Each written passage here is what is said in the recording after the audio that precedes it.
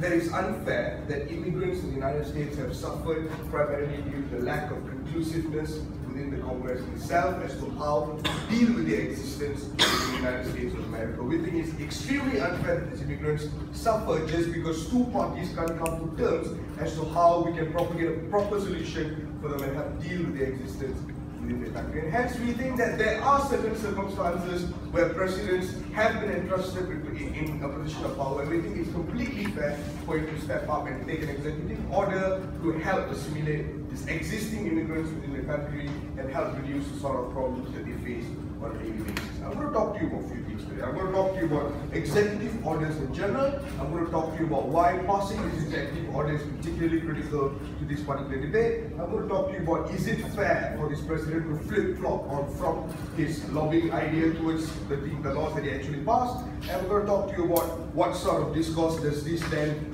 sort of propagate within the society in general. Number one, executive orders.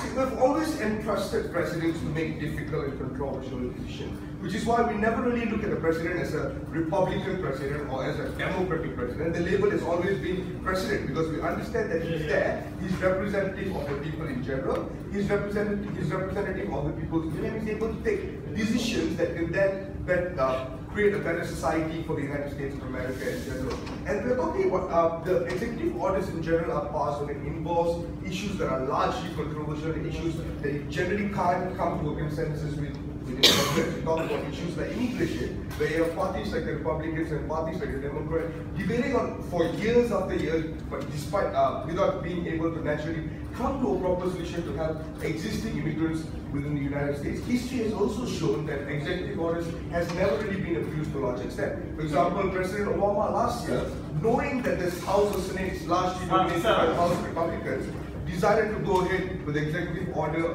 of granting certain degree of rights towards immigrants within the country. And we think that's something that we completely respect. Please sit down. And we think that's the primary reason as to why there needs to be, because the lack of a standardized approach towards dealing with these people. We're not talking about opening up our borders for more immigrants to come and granting them amnesty. What our proposal does is to deal with existing immigrants who are already part of the social fabric of the United States of America, instead of continuously putting them in a situation of uncertainty where they are faced with massive amounts of discrimination on a daily basis.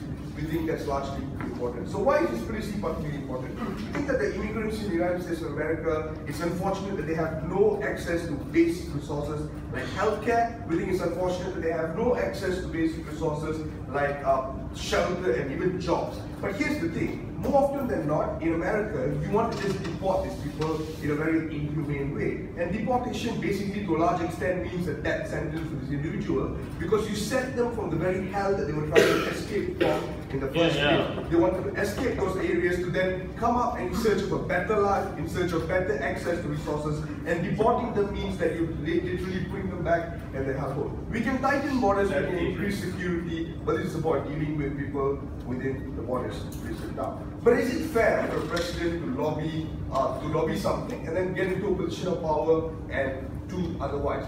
Here's the thing. In America, the problem with status quo is that most of the important issues like immigration is often divided by the bipartisan situation within America, which means that if you're part of the American political system, if you're part of the Republican Party, you are given a set amount of values for you to believe in, and you cannot alter those values without continuously remaining within the Republican Party. So, assuming you're a Republican and you are pro-immigration, you want to help these immigrants, then technically, by the bipartisan system in America, you are not a Republican, you should join the Democrats. And we think that's particularly unfair. We think the existence of executive orders in itself sort of implies the very fact that there will be situations where president would probably have to go against the values of his own party, against the values of his own situation. So we think that in these instances, it's completely fine if you were to go against his own party in the instances, especially if you exist in a political arena where you aren't allowed to believe in something if it goes against the party lines,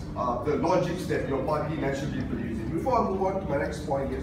Presumably, these are people running away from conflict zones and therefore would be going back to some hellhole. They're not refugees. So it's just interesting to note where is your line when it comes to illegal immigrants? Because these people are illegal immigrants. Where does your line stop then? So the problem we have with illegal immigrants is we definitely do not like the idea of them breaching our borders and coming in. We think, yeah, that's something that we are simply not okay with. But the fact is that they have done it. They are part of the American social system. A lot of them have been there for years now. We're not talking about individuals who have been in America for a month or two. We're also talking about individuals who have been there for years. And what do we do about individuals who have assimilated into who have sort of lived in America for a large point of time, but they continue to face discrimination on a daily basis, not because we have any sort of policies on them, just because of the lack of policies that we have in dealing with America, and the lack of policy stems from the divided inclusiveness that exists within the Congress.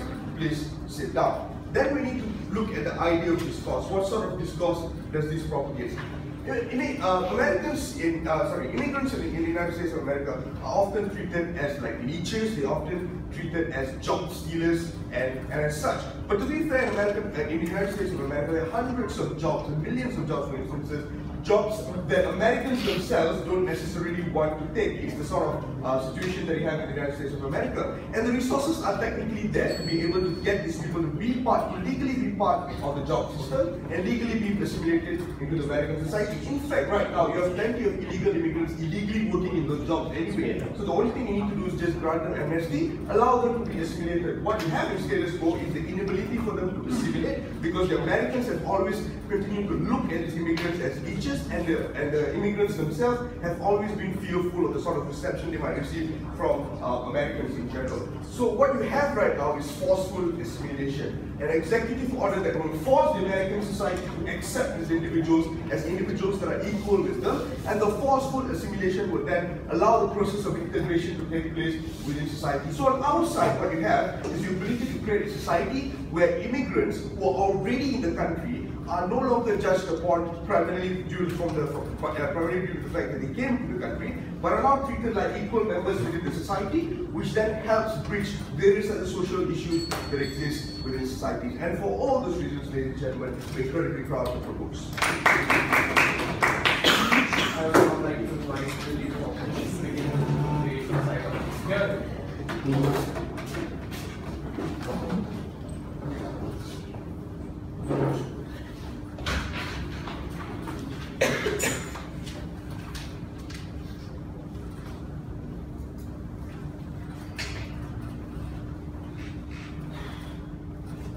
We agree with a large portion of the previous speech. It's true. Immigrants, illegal immigrants, they do face a lot of problems when they try to enter into the United States. The question then that this debate must ask then is, how do we embed them in the long term, right? Because it's true, you can argue as to why it's so beneficial for when immigrants get assimilated. But are you getting that assimilation? Are you getting them the support that they need to truly stay in the United States for the long term? We would argue no. Let's talk about, I'll talk about 3 arguments, but before I do that, let's talk about some rebuttals, right? First question, is it true that we're going to magically solve Congress debates and make it faster that immigration policies are passed? We don't think so, right? Because the reason why Congress is so slow is because there aren't enough supporters for particular policies that are brought out. If you divide the Republican Party as much as you are going to, whatever other policies this president tries to pass in Congress is going to take that much longer, because he can't even get his own party members to support him, right? So if anything, you make the process of making policies even slower. But the second thing, right? Does this address the problems that immigrants face? Does this help them to assimilate better, right? We don't think so, right? Because obviously, as he said, right, the root of the reason as to why people discriminate against them so much is because they're seen as a drain on resources, as people that steal the things that we have and are dangerous. You don't fix that in any way, especially when the policy change that you want that comes in as a sneak, right? Comes in from a president that is seen as a cheat, that is going against the principles of his party. So ultimately, you're not increasing the support for them or helping them in any way. But the third question that you must ask, is it principally correct for this past president to go against the party stance? We think sure, right? We're willing to accept that as a human being, you can make your own decision and you don't have to be beholden to whatever party stance you have. But we don't care about what's principally correct for this guy to do everything. What we care about is what's strategically important to this person, and we think it's unstrategic for this guy to make the order as such. Let's talk about three scenarios, right? First of all, why would this be bad for the president? Why is this a bad decision for the president to make on his part? Because we think, like, first of all, that impeachment is very likely to happen, right? Why is that so? Obviously, this policy, if he passes it as an executive order, is going to mean that there will be thousands, even hundreds of thousands of illegal immigrants that suddenly come to light. Probably even will be a flood of them coming in because now they all get asylum, right? So this is going to cause a huge headache among Republicans and people who are anti-immigration, right? No, thank you. What's going to happen in the Republican Party? It's going to be seen as this president being a complete backstabber, right? As if, because now, and the most important problem though, is that he's seen as a backstabber because being anti-immigration, right, is one of the most fundamental aims that their voter base and their funder base funds the Republican Party for. So what does this mean that the Republican Party is going to do, right? It's likely that they're going to bow to immense pressure from Republican lobby groups to impeach this guy and make this and turn around his executive order, right? Because this is probably what their funders are going to want. They're not going to go against the people who give them money in order to just let this one president get away with his idea of policy, right? But the second thing we think will happen is also that Democrats will also push to impeach this guy, right? Because now it's an ability for them to show that the Republican Party is inconsistent, right? The Republican Party is not a party that we want in power so that they can step in on their own and say, you know, we are the real ones, right? Let's know what we're actually doing and will not go against what we promise our voters. What are the harms of this to this individual? The first problem then is that he loses power, right? Power that he's worked his entire political career to realize, right? Because it's not as if he just became the president. He's worked very, very hard to gain this position. This means that he also loses the opportunity to enact other policies that he would have wanted, right? Because he also wants to do policies maybe such as tackling terrorism or tackling like the crime rate of that place, tackling poverty and bettering the economy of that nation. He will lose all of those aims if he chooses to address this one thing that he wants. So as the president himself, he shouldn't choose to do this, right? But let's talk then about this second idea. What happens if he isn't impeached, right? And he just stays there and his executive order goes along. We think the first thing you have to understand then regarding this argument is that executive orders have a limited amount of capability. That's why Obama didn't suddenly just make an executive order that every state has to legalize gay marriage, because he knows he can't do that kind of thing. Because executive orders are meant not to have long-term changes, and they're just supposed to be like one-off things for specific situations, right? So we think that ultimately this means that it's not his right to do so, it's not within his presidential power. What's the harm of this? No, thank you. First of all, it means that it's an abuse of power, so no, thank you. So this means that as a president, he's literally going against everything that his government is supposed to stand for. But the second thing that is even worse is that he sets a precedent, right? So that any other president that comes after him, as long as what they want is what they want, that they will do these things in executive orders. And the harm to that is that whatever president that comes after him is going to be likely someone who will turn over that particular order, right? Because he has all the power he can do right now. Think of all the harms that a president could do if you allow this kind of thing to happen in an executive order. That's bad. But what do you think then is likely to happen, right? Considering all of these things and the limited capability of executive orders, we think it's going to be challenged in the courts, and it's likely to happen such as this, right? When the court proceedings happen, there will be anti-immigration discussion and an increased amount of lobby for anti-immigration, right? Because obviously now they're scared, they're seeing this kind of policy and they don't want it to go through. So obviously it means there's a lot of money that's going to be poured into the Republican ability to hamper on the lives of immigrants, even if they are being given asylum in that particular country, right? The comparison is this: you can still make palatable general changes that will affect every single individual who is poor, such as policies such as improving welfare, right? Or giving them the right not to carry the documents all the time, or punishing them less, right? When the court not making them always going to have to be deported immediately, right? So these are general palatable changes that he can still ensure without having to increase the opposition to those things, right? But he loses that ability now when he makes this one big change. That's how, yes. Has there ever been an executive order overturned by the Supreme Court? Okay, so so the reason why that hasn't happened is because executive orders have obeyed the principle of executive orders, that they are one-off changes specific to the situation. They don't enact super long-term changes that are utterly out of the United States aims, right? Let's then talk though about the best case scenario. There is no challenge, no impeachment. This policy goes through. Two things happen, right? First thing that happens is that it's likely that whatever president that comes next, right, is likely to want to turn this decision over, because the anti-immigration lobby that will have happened within this particular president's time will mean that more people are turned over to the anti-immigration side. So now there's more money being put into telling it as to why this policy has been so bad. So there's more motivation now for the next president to want to turn it over. So you have whatever progress we've made with improving the life of immigrants. The second thing, however, is that this new president will probably be more able now to clamp down harder on illegal immigrants. Why is that? Because he's doing president of an incredible new power, right? Where whatever it is that he wants in this new executive order can be done as he wishes, right? Where as long as he's within that particular power, where as long as he has those 4 years, he will do anything that he wants. I think the conclusion to this argument and this case in entirety is very simple. What you want to improve the lives for immigrants is long-term change. You don't get that when you have everything that these people have voted for. Thank you. I would now like to invite the EPN. Yeah.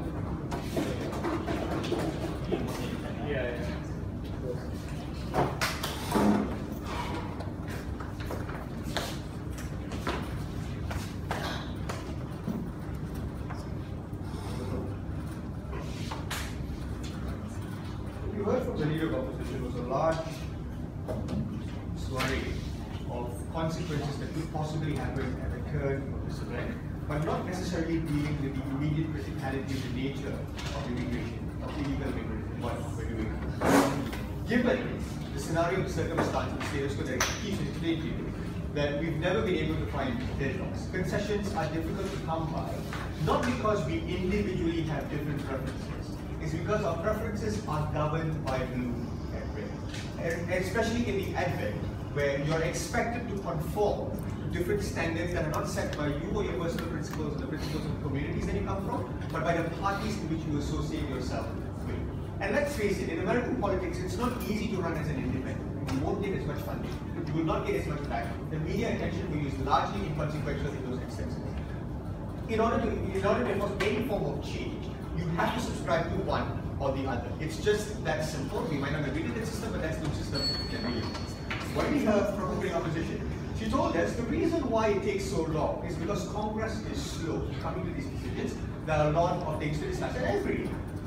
But insofar as that is true, the genesis of why Congress takes slow is because there's a lack of compromise. Not because there's a lack of understanding, because you are forced to assimilate and tune in to and dance to the tune of the parties that you belong to. Given that we recognize that situation, the existence of the executive order is pertinent in these instances because there needs to be a deadlock. Case in point, when it came to the 14th Amendment and the nationalization last year, Obama went and said any form of congressional approval to pass that basic executive order. What will they do? Fine, they'll bitch about it, right? They'll go on CNN and Fox News, they'll make a bit of noise for about maybe 3-4 months, and then they'll move on, right? There's not much of a discussion that's happening now as far as the executive orders ever passed. This is where executive orders need to exist. This is the perfect utility of an executive order. Because you, as a president, carry the mantle not only as a Republican or a Democrat, but as for the American people as well. And understanding that this is about jobs, this is about safety and the utilization of resources that are generally finite in nature, it comes down to a question of what do you do as a president and not the bastion of a Republican. Secondly, they told us, well, this opens the floodgates, right? The stock argument of, well, there'll be more people coming to your borders. And we think this can be mitigated. He's already told you this debate has to take place in an instance where we're talking about illegal immigrants that are already part of your system. That means they're already functioning members within that society. They're already studying with you. They're already working with you. There's some form of face-to-face interaction. We can build stricter borders. We can improve the immigration systems, make those policies less stringent. We will. There are structures in place that we can fix. It's not a perfect system. So even if it creates the floodgates for influx of people, that's the bullet we're willing to take, especially in the model that we propose. We don't think that's a problem. Next, we heard, well, he will be viewed as a backstabber. Then funding will become an issue, and therefore it will lead to impeachment. One, we don't think impeachment is generally part of this debate because it is an executive order. And impeachment only comes to a point where he's failed in his duties as president, and that has come to a large consequence to the American people and to their political system. So impeachment, we think, is particularly out of this debate.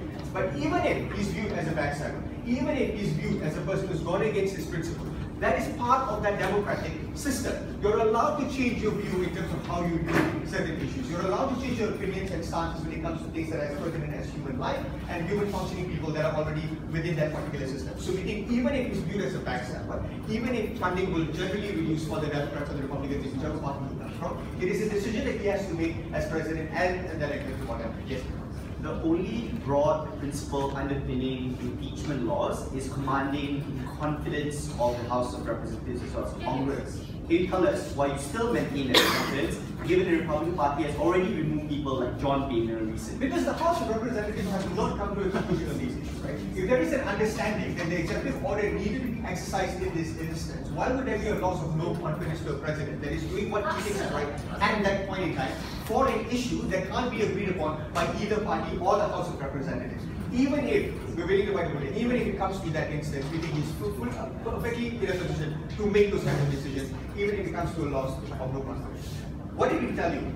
Two things. One, we think forced assimilation in this instance is extremely pertinent for an issue that is now festering to the point of xenophobia within the American society. They're now working within our borders, and the longer we take in this instance, the faster the derivative conclusion between what is right and what is wrong leads to the sort of discourse where we continuously ostracize and we otherize these people within our community because it's driven from top. Now, given that it's largely divisional by red state and blue state, we think the fundamental problem with this discussion is that there's no breakthrough, given that no one is willing to make the necessary concessions that comes about. The executive order that Obama passed when it came to nationalizing the 14th Amendment last year came in the opposition that we belong to the red state, and because we belong to the red party, this is where we need to belong. And this is the lines of ideology that we will continuously exercise because we belong to that party. The breakthrough inside government is that you open up that discourse that there can exist dissenting views and opposing countervailing forces within certain parties as well, and that is an acceptable thing to do. What you do now is you send a message to the American political system that you don't necessarily need to dance to the tune of every single political view within the Democratic system or within the Republican system. And this is an important message to make for a number of reasons. One, people who disagree with this executive order will be forced to come out now and not just bitch about the fact that it was an executive order, but justify why exactly they are sticking to their principles of not necessarily wanting to deport these people. We think that's the kind of discourse that's fundamentally missing under this debate. Secondly, it breaks the deadlock of concessions not necessarily happening in the status quo. And why is this important? Please show you a couple of things. The reason why executive orders exist in the first place is primarily to break deadlocks such as these. Because the world that you would live in the continuation of the status quo, where the President of the United States continuously panders to the political system, is one that makes it far worse for illegal immigrants to continue existing within your borders. You're not going to be able to identify every one of them that lives in your society. There will always be residual people, even if you deport them, that continuously exist within your system. The continuation of concessions not being made with these people will make it far difficult for them to assimilate within your borders, especially when they're going to live there long. Forced assimilation in this process is ultimately a very proud approach. Your speech is how to now recognize the guilt.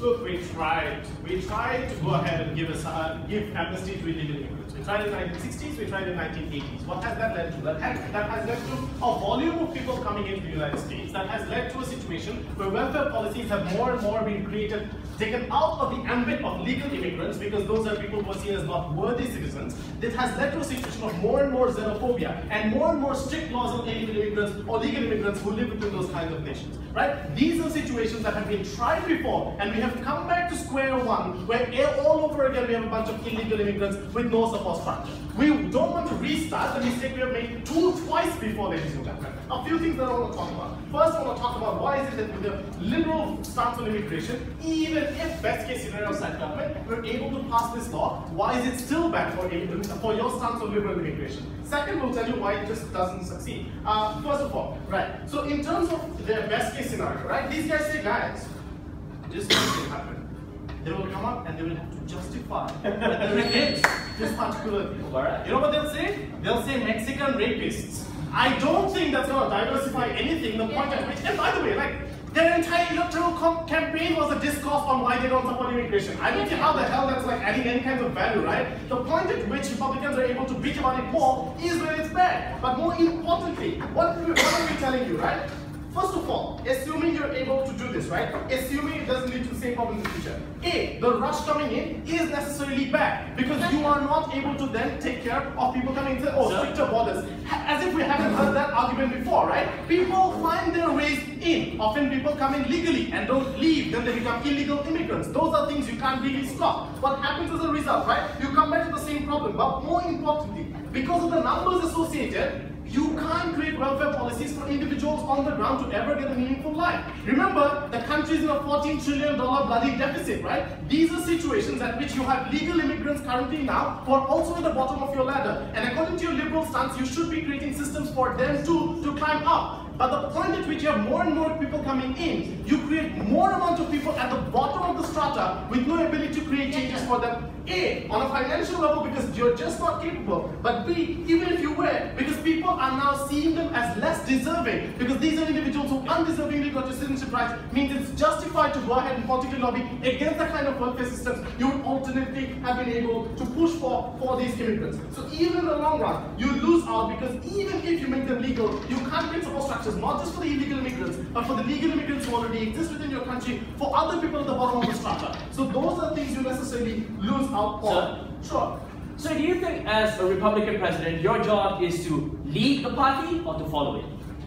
I think my job is to do what's best for what I think. But the point at which you don't follow according to what you want doesn't materialize. I think it's a very simple case. I don't think there's a huge issue there. Just pointing on, right? See, even if you think that all of these things can happen, let's talk about why it won't happen, right? So first of all, what did we tell you? First of all, we told you that you need a lot of things, right? So you want to stay in power for a long time in order to do a lot of other things as well, which you might even think are as more important, as fighting terrorism. Maybe you want to think that the economy is really shit and you want to do something about it that might help even more people than illegal immigrants. What does this mean? A, we told you impeachment might happen. They said, oh no, like, you just need a 2/3 majority to kick someone out of power. We give you reasons why that will happen. We told you Republicans are fundamentalists whose primary value, this means it, primary value is to talk about anti-immigration. That means the central core of that party, the leadership of that party, people who get funding from the tops are necessarily will have to go ahead and impeach you. Democrats, to them, it's an opportunity to make Republicans look bad and take out a Republican president. You will for the first time have bipartisan support, and that will mean you will get impeached, right? What does that also mean, right? That means your ability to go ahead and enact all of those kinds of changes doesn't happen. But assuming you don't get impeached, at the very least, you will not get a nomination for your second term. And often, ladies and gentlemen, presidents are able to get the most amount of changes in their second term when they actually know how the system works. We'll argue you lose your most amount of ability to be able to do those kinds of changes as well. No, thank you. Finally, right, in terms of this, right, we told you first of all, the precedent that you set is quite bad, right? A, that usage of executive powers beyond what it is initially set up to do. For example, short-term things. And yes, Obama did stuff for immigrants, but there's a reason he didn't go to the full extent of making sure that everyone is not illegal anymore, right? Because he doesn't have the right to do it. Executive orders are short-term things for situational changes because it's time-sensitive. In this issue, it's a long-run consequence that will happen. What does this mean? A, it's an abuse of power. What does that mean? That means that you create an ability, and you, by the way, in your president of the United States, you are setting a precedent, not just for the next president, but for centuries onwards. That means you're creating a system where it is okay, and the best case scenario where it goes through, it's okay to bypass the checks and balances of Congress in the long run, even in the future when Congress might create the checks and balances, right? The point is that in the future, other presidents with seemingly justifiable things might also be able to push for other policies which are not so justified. I think that's a dangerous precedent to set. That's best case scenario. Even if we told you the point at which you're doing this, we don't think it will pass because the point at which it's a long run thing means it will be challenged in courts, right? And the point at which it's challenged in courts means it's likely to be taken down, and by the time it's out, you are already out as someone who is you're already outed as someone who is anti-Republican in terms of this specific issue. What does this mean? This means your ability to push for small changes won't happen anymore, right? Things such as no deportation policies for illegal immigrants. Things such as not requiring employers to not give jobs, making it illegal for them to give jobs to illegal immigrants. These are small changes you would have been able to do under the radar without the media highlighting all of those things by getting some Democrat supports, by making it part of the bill that's like other Republican support as well. Those are small changes you can't have anymore because of the fact that you've been highlighting. even in their best case scenario, where all of this gets through, it doesn't get challenged, it doesn't get impeached, none of that happens. Even in that situation, you have now tied your ability to be able to make for any kinds of changes in anywhere else. Because A, Republicans, it is just blatantly unstrategic for them to align with you in any other thing because you've just become the most unpopular president for any Republican voter. Democrats obviously just don't want to vote with the Republican president. That necessarily means you have become a sitting duck, that you have become a person that can't do any other kinds of changes that you might also want in the long run. So in the short run, ladies and gentlemen, even if you talk about immigration, they are highly unlikely to be able to do this. All other ability to be able to push for change goes away. Immigrants suffer, all other kinds of people suffer, those who you were willing to push for those reasons will close. I would now like to invite the member of government to extend the case to the government bench. Here.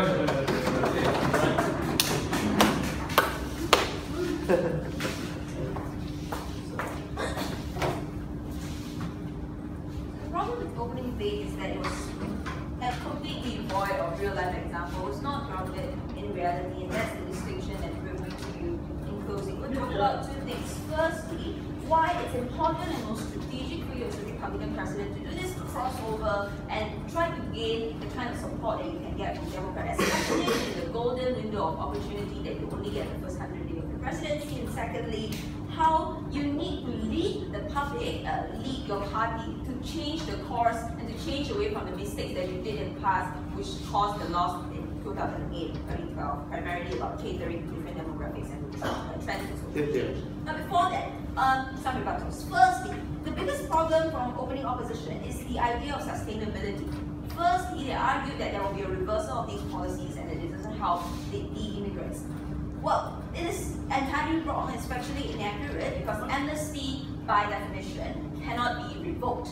You grant amnesty to a person, it's a one-off event, that you grant forgiveness to someone, and that forgiveness cannot be revoked, right? It's the principle of double jeopardy. When one person is accused of a crime and you go to court and you declare him or her innocent, you cannot bring them to charge again. But more importantly, secondly, they argue there will be impeachment. That is also not possible. For impeachment to happen, you need 2/3 of support from the Congress, which means you not only need the votes from the Republicans to impeach you, you also need Democrats to want to impeach you, and they wouldn't want to do that, especially if impeachment is not just about taking out the Republican president, it's also about violating the most fundamental democratic principles, which is to stand for these immigrants and their rights, right? So if Democrats were to stand with the impeachment and to vote for the impeachment for a Republican president that's willing to stand for Democrat principle, is essentially political suicide. We don't think that will happen. More importantly, if we didn't impeach people like Bill Clinton for his sex scandals, like Bush for his war crimes, which were illegal by Geneva Convention standards, and we didn't impeach Obama for the slew of executive orders that he ordered, we don't think it will happen with this new president. Secondly, he's a backstabber. Now this president is bad, and therefore it's a very bad image and all that jazz. Firstly, we argue that throughout the process of nomination, it is highly likely that your electorate already know what you stand for. Yes, you might have aggressively lobbied for anti-immigration policies, but it is also highly likely that the media has already pulled out all your history in the past where you have shown some resemblance of empathy towards immigration. For example, everyone knows that Hillary, albeit now very aggressively against EPP, she was also a great supporter of EPP in the past. When people can know that Chafee used a few $100s to buy frogs for his time in his office, those are all the details that your electorate will have access to, and we argue that people know every bit of your stance. It's high on the balance of probability. People already know that your stance on immigration is wavering, and despite that, they voted you into presidency. We don't think therefore this is a deal breaker. But more importantly, even if you now make that decision to forfeit a certain part of the Republican principle, we don't think it's a deal breaker, right? When Donald Trump is really not against like gay marriage, for example, and yet he is leading the polls. When Jeb Bush is not against immigrants, but he has the most amount of funding. That means people don't vote or support you based on one single issue, but more often than not for a larger overview of the policies and what you stand on. Therefore, this one problem or one executive order cannot be a deal breaker for the support that people will give you as a president. Third, it's an abuse of power. That's not true, because the constitution of how the US was set up is that it grants a huge amount of power into the hands of president. That's why they don't elect for parties, and parties pick a president. They elect directly the president itself, and that was why the executive order was there in the first place. And these are the important principles that was enshrined in the US politics, which they never wanted to engage. You say you wanted to engage with the current manifestation of the Republican Party, but not engaging in the fact that the Tea Party and the Freedom Caucus dominate the GOP and dominate Republican discourse. Why would they self-cannibalize in instances where there's a betrayal of Republican principles? They might not be happy, but they also need to think of the consequences of impeachment or to show explicit support for their president. When a Republican president is impeached or show explicit distrust by its own party, it is bad for the party in of itself. Most probably a new Democratic president will be elected. That's why they will explicitly oust the president. Substantive extension. First, how you use this window of opportunity to close the bipartisanship and essentially make US great and one again. How do we do that? Immigration is one of the most divisive issues that splits the nation into half. It is the forefront of issue that every democratic, every presidential election talk about. When you're willing to do this compromise, you're willing to have an executive order as a Republican president to vote for a policy that is essentially for the other side, especially when you're just elected. It shows that ability to compromise and to stand away from your party line for what you genuinely believe is moral. That is good, because that means you are able to get some form of support from the Democratic Party, which makes your job a lot easier in future, right? Because once the Democratic Party is already willing to stand behind you and say that this is the president that is willing to stand for immigration rights, it's hard for them to retract their support and to retract their statements that they have already made in the past, right? But more importantly, secondly, how is it very strategic right now for the Republican Party as a whole to change course of how they have positioned themselves in the US politics?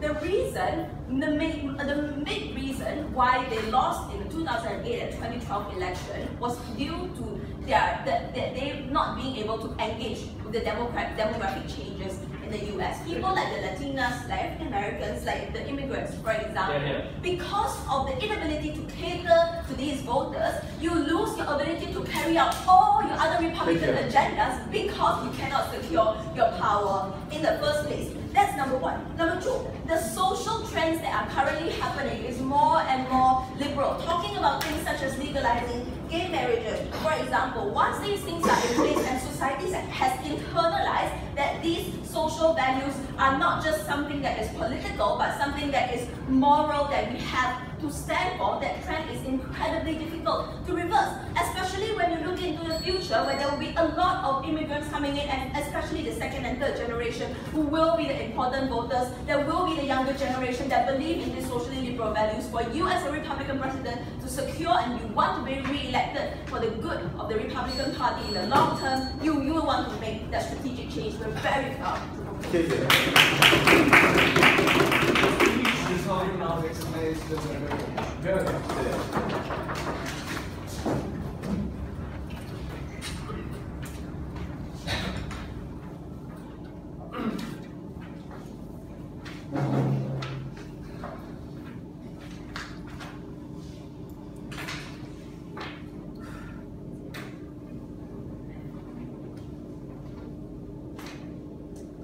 people often make fun of me for being a massive nerd about US politics. Like, I spent 2.5 hours yesterday watching completely useless Bengali deposition of Hillary Clinton. But I think in this debate, the first one in my life, actually going to help me. I'm going to ground this debate talk about the actual nature of the Republican Party and the Freedom Caucus, and why it's rather likely, if not impeachment, which might be slightly extreme, why you will lose support and you will lose the ability to actually play your cards right. I'm going to do something more. I'm going to establish the counterfactual which I opening opposition did not do. What can you do in the absence of an executive order which does gain benefit for the lives of the millions of people that you personally actually want to help, which is the illegal immigrants? What are the things that you can do as a president, apart from doing this rather brazen act to try and help their lives, right? A few things before that. The first thing that closing government tells us is amnesty can actually be never revoked. Like once you've told someone that you're free to go, you're free to go, bro. Well, that's not how it works, right? The fact that all executive orders can be overridden by an act of Congress. That's why when Obama actually did this last year, right? He gave amnesty to illegal immigrants. The reason more illegal immigrants didn't come out to actually document themselves because they were afraid that when a Republican president comes into power, he will pass in Congress either a bill or another executive order which overrides the previous one, right? But even if they don't override that particular executive order, there are other ways they can target you, like preventing you from accessing things like education or healthcare, or other ways where they can make your life much harder, which is not just removing the amnesty. But the second thing that she said was, if you do this, socially liberal people will change their views about immigration. That completely belies the fact that there was an election which preceded this you being elected. E.g., there were Democrats on the other side who said that these people should not be deported, right? People still, knowing the campaign, knowing where people stood, still pick the Republicans and still support them massively, which kind of indicates that people kind of know what the options are, but did pick Republicans because they do not like immigrants, Mr. Speaker, they hate them. Another question, right? Is not giving amnesty an automatic death knell for these people, right? Because the assumption is made from their side is, if you don't give them amnesty, it's the only thing they said are these people's lives are fucked, right? What are they going to do?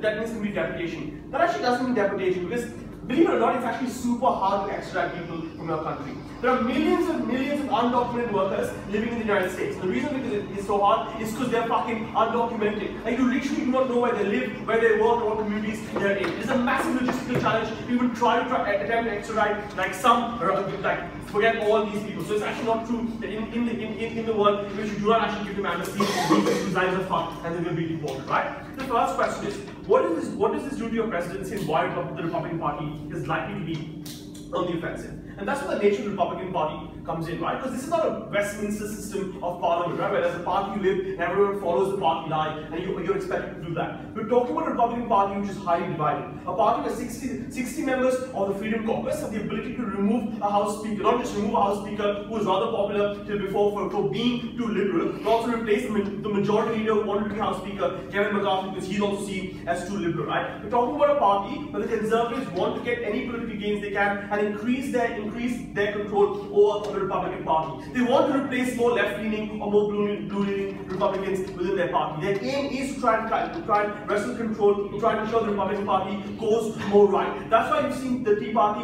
literally stop the government. Like they literally did not want to raise the debt ceiling and shut down the fucking country because they wanted to prove a point. That tells you the amount of power the Freedom Caucus holds in their ability to ensure that they can pass their policy. That's why the political gains for them are particularly important, right? More importantly, there's a massive system of endorsements that happens in US politics, right? And it's an exceptionally important part of you saying that I vouch for this president. So even before the president's elected, members of Congress say, this is the person I think I should support, even during the Republican primary. At the point at which the president literally goes against everything he campaigns for, your political reputation is on the line in your congressional district, Mr. Speaker. The fact that you vouch for this president means that people in your congressional district expect you to go against this president. If not impeach him, make sure that he reverses his policy. But more importantly, why is public reaction likely to be more angry? Because as she said, right, the first step of your presidency is often the one that has the most amount of public attention attached to it. The first thing that you often do as president is often what forms the cornerstone of your presidency. It's supposed to be the most crucial thing that you think is most important for the way forward. So even in a world in which you wanted to grant amnesty, doing it right after you're elected, after a really brazen election, is probably the worst time to do it because public focus is dead center on your policy, right? The point at which you do this is the first thing, and the cornerstone of your policy is where public vitriol is likely to be the worst. So what are the consequences? If not impeachment, Mr. Speaker, the consequences are a few. It's rather possible that the Republican members within Congress pass a congressional bill which says overrides this thing and is likely to deport these people in a harsher way. This public vitriol is harsh. It's far more like in order to placate the loss of trust these people feel because they vouch for a president who did this. They tend to overcompensate or overreact by making the congressional bill even harder. If the president vetoes it, you can always override a veto by sending it back to him the second time. So it's likely that a harsh legislation is brought against illegal immigrants and they're deported immediately. But secondly, Mr. Speaker, you you as a liberal Republican president lose any ability to enforce any forward-looking liberal change, because this becomes a political bargaining chip, right? The fact that you can no longer convince the right Republicans to support you on anything else. Let's look at the counterfactual. This is something no one's really talked about, right? What are the things that you can do as Republican president which aren't giving amnesty but are still good for the lives of these people? Firstly, you can buy time, Madam Speaker. And this is extremely important when it comes to illegal immigrants. Because the more time illegal immigrants spend in our country, the harder it is to deport them in the future. Why? Because they can have things like anchor babies, right? When you have babies born in the United States, by law they get automatic citizenship and you get a green card. Meaning the longer that you stay within the country, the harder it is for you to be extradited by any legislation in the future. But secondly, as a president, you can shape legislative focus, right? You can take away focus currently from things like immigration and move them towards other things which you might claim is more important. Things like the economy, things like defense spending, things like the welfare, for example, which you can take away focus from and revisit this issue when public vitriol isn't as strong, right? And people have kind of forgotten, when public memory is faded on what you campaigned on, and there isn't that much focus on your first thing in presidency. But thirdly and more importantly, the longer you are president, the more you are able to horse trade within your own party, right? Yeah. The more you are able to make small concessions with members who are more left, with both Democrats, so it's more Republican, more conservative members of the Republican Party, who try and make small concessions and trade-offs. That's not possible if the first thing that you do as president is one that is directly on the offensive. So in a world in which you actually want to have some liberal-leaning policy towards these illegal immigrants, it's far better to do it sometime in the future. When you have some political ground, when you've made some concessions to some people on certain bills, and they make some concessions back to you. When you establish some amount of common ground, or some amount of things you can trade off with both Democrats and more conservative members of the Republican Party to have more change. It's not that we do not want change for these people, Madam Speaker, but the change was brought through an immediate executive action right after your election is probably the worst way to go about it, but exceptionally brought to your rules. I would now like to invite the government whip to end the case for the government judge.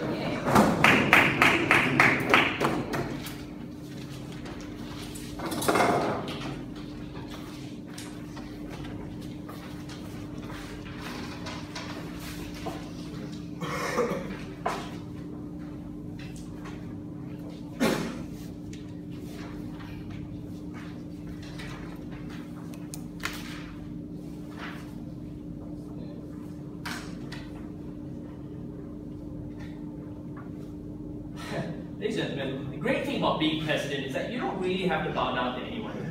You've got the power, you can pass laws, you can go golfing in Hawaii whenever you want. The real point of all this, ladies and gentlemen, is that being president puts you in a very unique position to make change. The power of the imperial presidency by virtue of the Constitution centralizes a lot of power. The real question is, as a person who has personal beliefs or personally liberal beliefs about immigration, do you forego this opportunity to make changes? It will be very hard or very unstrategic for people to reverse in the future. We would say no. Because we think that at the end of the day, despite all the bad things about the Republican Party, they still recognize that the best thing about certain people, they respect individuals who stand by their principles and stand by their beliefs. Even if, for example, they may have made certain promises that they break later, but the point is that they look at the person as a complete whole. And that is, at the end of the day, why our legacy or our changes will not only remain, but even if we're not re-elected, we will have done something for the people who face harassment by rednecks all over the nation. So what will my speech be split into two parts? Firstly, I'll talk about this person that we're talking about as a Republican president, which is the extension that came from them that Aditya for some reason didn't really want to engage with. But secondly, it's the idea of the nation, like the impact of the nation. This is something that opening have talked about, discourse, encouraging immigrants, whatever, right? The real debate is really about what do you do as a person? Like, given this much power, right? Is it moral for you to forego the opportunity to pass something or to do something that is very important to you? We would argue no, right? Given, like, even though the responsibility of being a president is like, wow, it's a mandate that's very, like, it's almost akin to a holy mandate for you to do something for a nation that's always seen itself as a city on the hill, but it also comes with it the kind of recognition and that you have the ability to pass things that are personally responsible. So like, that's why, for example, even though people at the time weren't happy with the fact that Abraham Lincoln freed slaves, over time people respected the fact that he was willing to push for the abolition of slavery because that was what he deeply believed in. So let's first talk about values, right? And this is something that I talk about. The thing about having liberal sympathies towards immigration is that it's very hard to hide that, right? The very nature of the nomination process means that all your different sayings during different speeches or your town town hall meetings means that all those things report over time. So people are aware that you have these personal sympathies. More important is that even within the primary process, people, like Republican delegates, not even speaking of the electorate on election day, already have the balanced probabilities that this guy may or may not have a liberal stance on immigration data, but we like him because of his position on defense, because of his position on spending, on cutting taxes. And that all in all shows why perhaps why it's likely that people will overlook immigration, right? Why is it important? Well, why is something that's within a manifesto not a deal breaker? Because in order for side opposition to win this debate, they need to show us that immigration is indeed that very same deal breaker. But looking at how Jeb Bush is still getting a lot of funding and support despite his position on immigration, because by virtue of being governor of Florida, means that people recognize that there needs to be some room for negotiation within that area. But even secondly is what should you do as a president? Because we would argue, we argue that as a Republican president, your job is to lead, not to follow this freedom caucus or whatever nutcases are currently leading the Republican Party. Your job is to place the Republican Party in a place of strategic importance for the long term. And that's exactly what we're doing. By acknowledging the long-term demographic shifts, where whites will be the minority by 2040, means that we're acknowledging that the issues that these minorities find important, like immigration, like illegal immigrants, we're showing them that the Republican Party is not run by extremists and nutcases. Even if we're not renominated for the presidency, ladies and gentlemen, it shows to these groups that there are still moderates within the Republican Party that are willing to acknowledge that they're willing to negotiate on the positions or on the place that immigrants or illegal immigrants have within that party. That's a long-term strategy and exclusive benefit that comes from closing government opening. Look, even in your best case scenario, where Republicans react nicely, where people react nicely, deal with our argument that this is still a bad policy for immigrants. Why is it a bad policy for immigrants? Like, I'll talk about that later when I talk about like the impact that it has on the nation. But I think lastly, what's very important is, as a president, your personal political capital is very important. And we think when he brings up the Freedom Caucus, it's very important for the president to not be seen to be held to ransom by the Freedom Caucus. He's dependent on them for passing legislative agendas. In that, despite the fact that even if he doesn't have support within the Republican Party, he still has issues that he's willing to fight for. Look, at the end of the day, presidents are defined by the laws or orders that you pass during their tenure. Even if Obama had not been re-elected, the legacy that he had left behind with the Healthcare Reform Act created a long-term kind of bulwark that people remember his presidency by, and then also protected. So even if, for example, a Republican president had overturned the Healthcare Reform Act, there would have been millions more covered by insurance in the meantime, and that's a benefit that you cannot really have under that proposal. So that's really my last engagement when it comes to that POI. Because at the very least, right, this is something that opening government talked about. By having we already showed you that amnesties cannot be revoked by the very virtue of the fact that there are pardons, and you never see a pardon being revoked because you've already declared them innocent or at least no longer guilty. But secondly, even if it were to be revoked, at the very least, in the time being, before it's revoked, it enables and it prevents gunmen from being empowered or feeling empowered or feeling that they can continue to harass illegal immigrants who live in border states like New Mexico, Arizona, and Texas. So that kind of protection is not something that's really afforded to them. At the end of the day, ladies and gentlemen, at the very least, we're giving them an opportunity to get this kind of protection. Look, I think it's very important that we acknowledge that Mitra had a very soft stance towards the end. We're okay with helping immigrants, just not overtly helping immigrants, which is like very odd, because that's very transparent as well. Anyone can see that if you're making any kind of effort that enables illegal immigrants to get some kind of help, you're still bowing down, which then further enrages the Freedom Caucus and for them to stand against you. So lastly, let's talk about this idea of whether or not it encourages more illegal immigrants. Look, at the end of the day, we need to acknowledge that illegal immigrants are an essential part of the American economy, right? That they contribute more than $400 million in terms of revenue or in terms of GDP to their help through agriculture. America needs illegal immigrants, or at least needs immigrants to keep working cheap labor, right? I mean, that's part of our economy. The point is that when we can help ones who already live here now, we don't necessarily have to encourage more immigrants to come in the future. We can still take a hard stance in terms of border protection. But the point is, at the point at which we have this power, is it moral for us to not take up this opportunity? We would argue it is quite moral. I would now like to invite the opposition to end the debate here.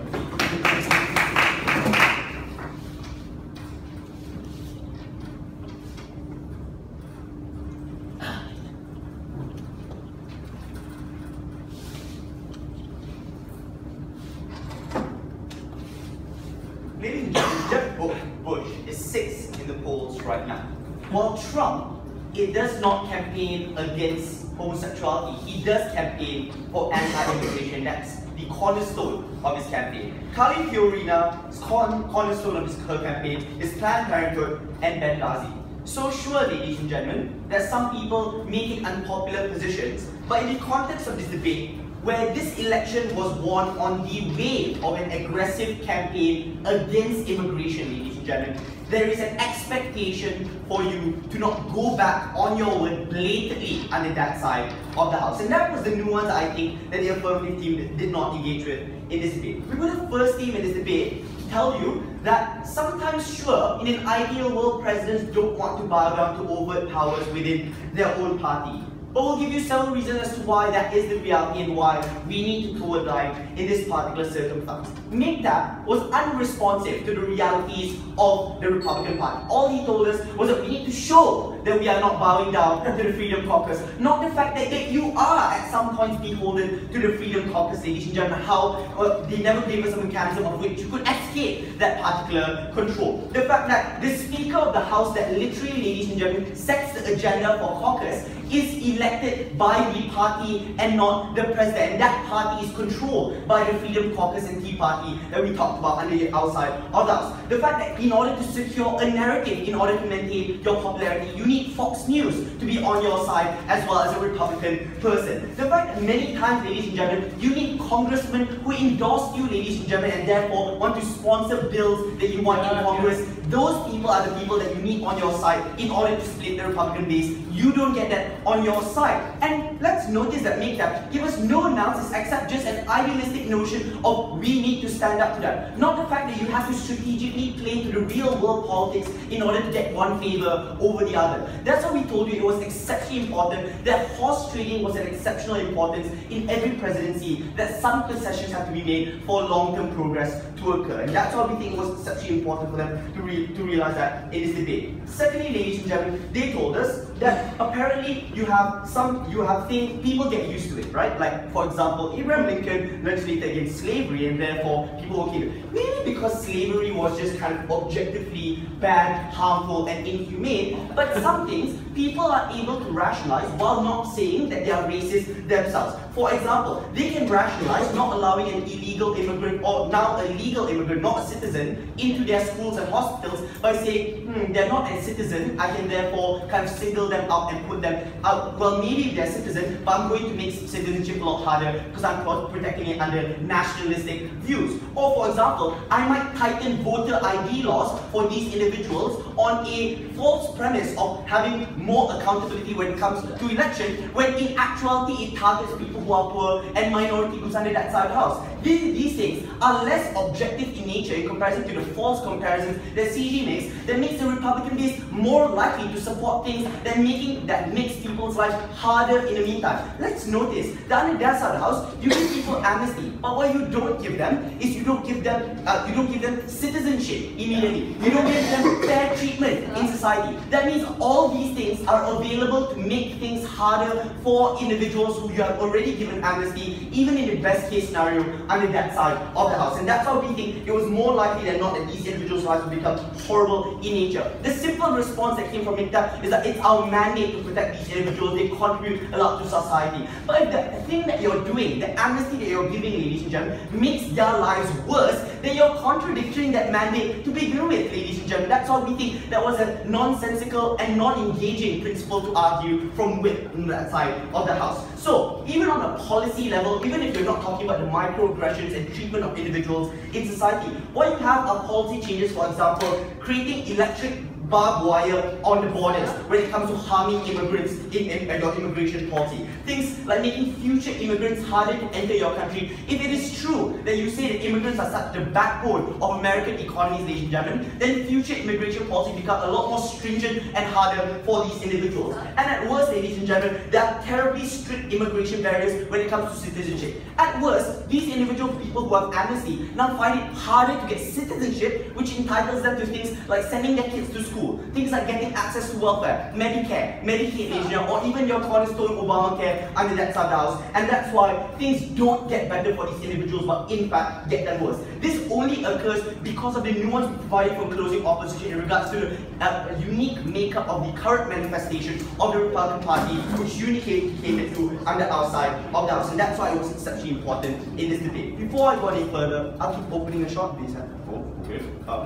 Are you honestly telling us that as president of this Republican Party that is so controlled by the Freedom Caucus, you can moderate legislation to be less harmful towards immigrants when it's so controlled by the same caucus you speak of? Makedeb, this debate is a comparative. That means that which one is harder for you to change within from the inside. Under outside, when you don't directly antagonize that particular party. Number two, when you can sideline the narrative by refocusing on other things, it is comparatively more likely that you will be able to get people's support in comparison to directly antagonizing the same caucus that you're talking about under outside house. So at worst, under outside house, we anger maybe less people in comparison to you antagonizing the entire caucus in this debate, ladies and gentlemen. We think that's comparatively better in this debate. But fundamentally, ladies and gentlemen, what else did we tell you? We told you that where else are you able to make change is in the sense of you being able to not highlight this as the cornerstone of your particular policy. The first thing that you do, ladies and gentlemen, is the thing that defines your presidency, whether it be Obamacare, whether it be Medicare or Medicaid back in the 60s, ladies and gentlemen. In this particular circumstance, you narrow it down to things like contradictory stance, betrayal of that particular stance. They told us it's easier to get support from Democrats later on because they show you now have moderates in your party. But what happens after you show there are moderates in your party? You show that you have no control even though you are moderate. You show that moderates are the people not calling the shots in your party, ladies and gentlemen. And the indecision and unpopularity drives the entire party to be unpopular. Congress has the lowest approval rating that it has ever had in recent history. That's because they are in a political deadlock and haven't made any decisions so far. What is more likely under the scenario of the government, in which parties are indecisive and cannot agree with each other, and you have an internal breakdown of the Republican Party? You don't have the popularity surge that they are talking about. In fact, you have an unpopularity that is driven by the indecision as well as the division of the Republican Party, and that's the response. Ladies and gentlemen, in the long term, we make incremental changes by acceding to the realities and making sure that they maintain political strategicness and the key, and making sure that we make actual change for the people that truly need it. Thank you.